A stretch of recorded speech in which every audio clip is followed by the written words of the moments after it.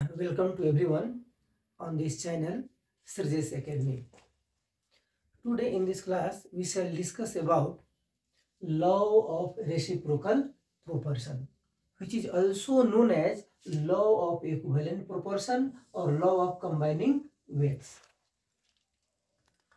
अनि आजको क्लासमा हामी यो लॉ अफ रेसिप्रोकल प्रोपोर्सनको बारेमा हामी डिस्कसन गर्नेछौँ र सबैलाई थाहा छ लज अफ केमिकल कम्बिनेसनका 5 वटा लहरू छन् र ती लहरू मध्ये लॉ अफ यो रेसिप्रोकल प्रोपोर्सन पनि एउटा छ र यसलाई लॉ अफ इक्विभ्यालेन्ट प्रोपोर्सन पनि भनिन्छ अथवा लॉ अफ कम्बाइनिङ वेट पनि भनिन्छ र यो ललाई सबभन्दा पहिला 1792 मा रेक्टर नाम गरेको साइन्टिस्टले यसलाई फर्स्ट नोटिस गर्नुभएको थियो, अर्थात् उहाँले पुट फरवर्ड गर्नुभयो र पछि स्टास नाम गरेको वैज्ञानिकले अनि यो ललाई भेरिफाई गरे। अब यो लले के भन्छ, what is the statement of this ल? अब यसले के भन्छ, अब यहाँ यो जुन ल अफ रेसिप्रोकल प्रोपोर्सन जुन छ त्यो तीनटा एलिमेन्टहरुसँग सम्बन्धित छ।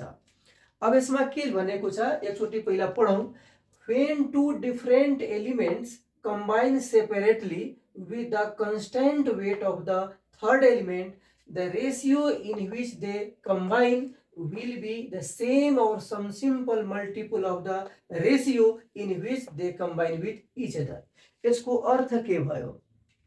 यदि दुईटा डिफरेंट एलिमेन्टहरु छुट्टा छुट्टै कुनै तेस्रो एलिमेन्टको कन्स्टेन्ट वेटसँग अथवा सेम वेटसँग अथवा फिक्स्ड माससँग थर्ड एलिमेन्टको फिक्स्ड माससँग यदि कम्बिनेसन गरेको छ भने ती एलिमेन्टहरुको वेटको जुन रेशियो हुन्छ त्यो रेशियो त्यो दुईटा डिफरेंट एलिमेन्टहरु आपसमा कम्बिनेसन गरेर कम्पाउन्ड बनाउँदा पनि रेशियो या त सेम हुन्छ अथवा त्यसको सिम्पल मल्टिपल हुन्छ। अब यसलाई एक्जाम्पलबाट हामी बुझ्ने प्रयास गर्छौं र माथि हामी भनिसकेका छौं यो law of reciprocal प्रोपोर्सनलाई law of equivalent proportion पनि भनिन्छ।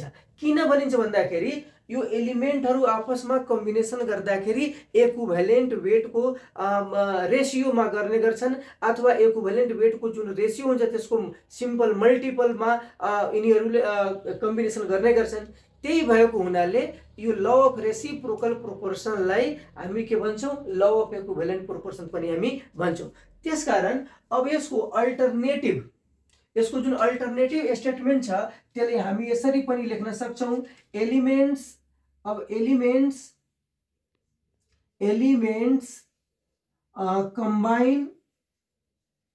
combine with one another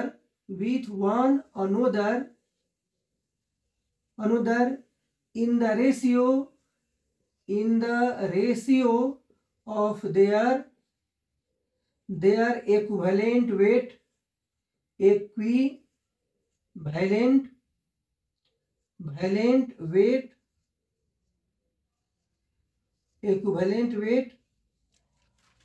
or their simple multiple।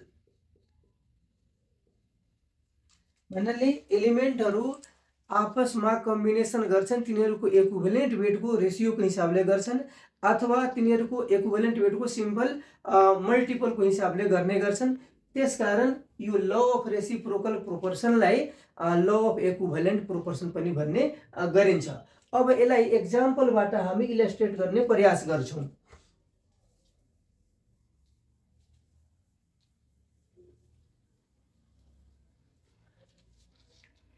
अब जस्तै एग्जाम्पल फर्स्ट। अब यसमा तीनटा एलिमेन्टहरुको कुरा गर्दाखेरि अब जस्तै यो सपोज कार्बन हाम्रो लागि एउटा फर्स्ट एलिमेन्ट भयो, कार्बन फर्स्ट एलिमेन्ट भयो। अक्सिजन चाहिँ यो हाम्रो अक्सिजन चाहिँ यो सेकेन्ड एलिमेन्ट भयो अनि त्यो हाइड्रोजन जुन छ त्यो हाइड्रोजन जुन भयो त्यो थर्ड एलिमेन्ट भयो, यो थर्ड एलिमेन्ट छ।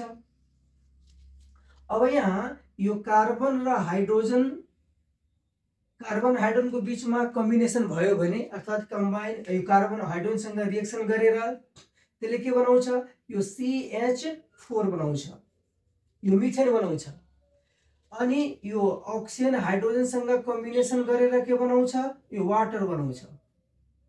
वाटर बनाउँछ, अनि अब यो कार्बन र अक्सिजनसँग रिएक्सन गरेर के बनाउँछ, यो कार्बन डाइअक्साइड बनाउँछ। अब फेरि हामी स्टेटमेन्टतिर जाउँ।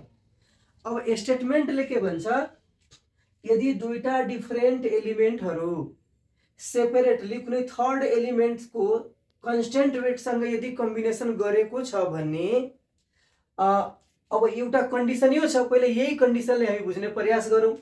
अब जस्तै यहाँ कार्बन जुन छ, कार्बन हाइड्रोजनसँग कम्बिनेसन गरेको छ, यहाँ अक्सिजन पनि के गरेको छ, हाइड्रोजनसँग कम्बिनेसन गरेको छ। त तीनटा एलिमेन्टहरू मध्ये अब यो फर्स्ट एलिमेन्ट चाहिँ कार्बन भयो, सेकेन्ड एलिमेन्ट चाहिँ अक्सिजन भयो र यो थर्ड एलिमेन्ट छ भनेपछि अब यसलाई हामी यसरी भन्न सक्छौँ, यो मिथेनको लागि अब यो इन मिथेन अब मिथेनको फर्मुला के हुन्छ, CH4 हुन्छ। तो यो मिथेनमा के देखिन्छ, मिथेनमा 4 वटा हाइड्रोजन छ र एउटा के छ, यो कार्बन छ। त हामी यसरी लेख्न सक्छौँ, यो 4 parts by weight of hydrogen combines with 12 parts by weight of carbon. हम यसरी लेख्न सक्छौँ। अनि अब यहाँ अब यो 1 पार्ट्स अब 4 पार्ट्स चाहिँ 12 पार्ट्स कार्बनसँग कम्बिनेसन गरेको छ। तो 1 पार्ट हाइड्रोजन जुन छ त्यो कति पार्टसँग गरेको हुन्छ, त 12/4 इक्वल टु कति भयो, 3 भनेपछि यसको अर्थ भयो 1 parts by weight of hydrogen combines with 3 parts by weight of carbon. ठीक त्यस्तै हामी वाटरको लागि लेख्न सक्छौँ। अब वाटरको लागि यसमा के देखिन्छ, दुईटा हाइड्रोजन छ, एउटा चाहिँ अक्सिजन छ। त दुईटा हाइड्रोजन भनेको अर्थ भयो 2 parts by weight of hydrogen combines with 16 parts by weight of oxygen, किनभने एउटा अक्सिजनको एटोमिक वेट मास कति हुन्छ, 16 हुन्छ। त हामी यसरी लेख्न सक्छौँ 2 parts by weight of hydrogen combines with 16 parts by weight of oxygen, 16 parts by weight of oxygen।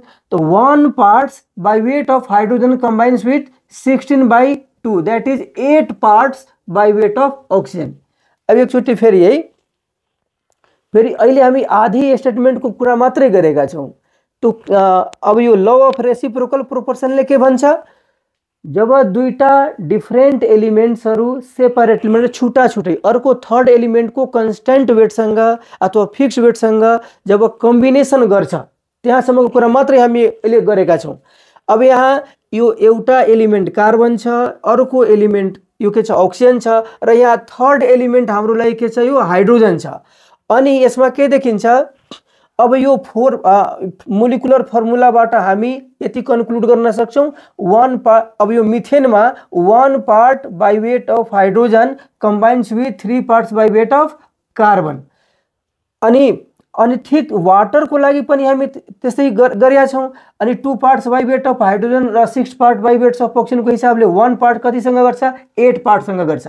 भनेपछि यहाँ यो सेकेन्ड जुन एलिमेन्ट छ अक्सिजन पनि हाइड्रोजनको 1 पार्टसँग र यता कार्बन पनि 1 पार्टसँगै गरेको छ। यहाँ हामी के गरेको, थर्ड एलिमेन्टको वेटलाई हामी कन्स्टेन्ट बनाएका छौँ। अब दुईटा डिफरेन्ट एलिमेन्ट्सहरू थर्ड एलिमेन्टको कन्स्टेन्ट वेटसँग कम्बिनेसन गर्दाखेरि तिनीहरूको बीचको रेसियो कति भयो। अब यहाँ यो हाइड्रोजनको कन्स्टेन्ट वेटसँग यो कार्बन कति पार्ट्स कम्बिनेसन गरेको छ, त 3 पार्ट्स। यहाँ के भयो, अब भनेपछि यो कार्बन र यो अक्सिजनको कुरा गर्दाखेरि कार्बन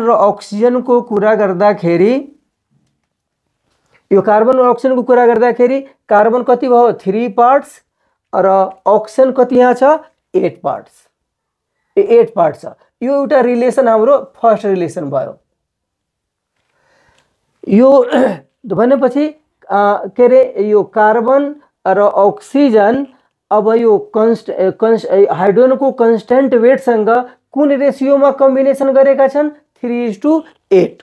तिनीहरूको वेटको जुन रेसियो छ त्यो 3:8 छ।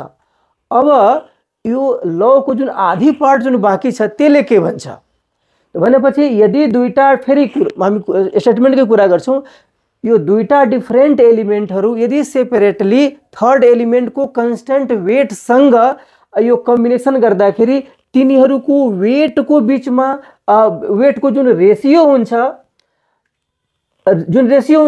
यो दुईटा जुन एलिमेन्ट छ आपसमा कम्बिनेसन गर्दाखेरि यदि कुनै कम्पाउन्ड बनाउँछन् भन्ने या त तिनीहरूको कम्बिनेसन त्यही रेसियोमा हुन्छ अथवा त्यसको सिम्पल मल्टिपलमा हुन्छ। कुरा चाहिँ त्यति छ।